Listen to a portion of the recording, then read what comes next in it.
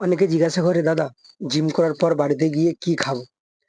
Protein কেনার মতো টাকা আমার কাছে নেই, কোনো রকমে জিমের ফিসটা দিয়ে আমি জিম করছি, এইরকম কথা অনেক মেম্বার বলে থাকে, অনেকেই বলে থাকে। যাই হোক, প্রবলেম সবারই থাকে। যারা ওয়েট গেইন করতে চাও আর ওয়ার্কআউটের পরে কি খাবার খাবে সেটা আমি বলবো।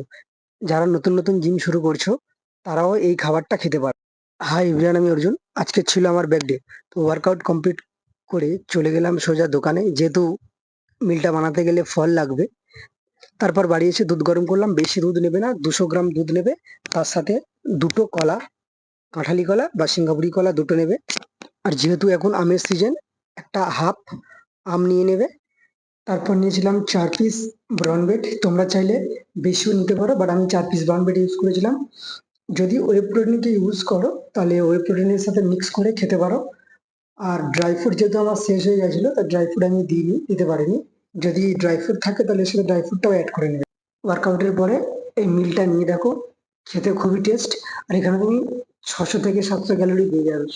ভিডিওটা দেখার জন্য থ্যাংক ইউ।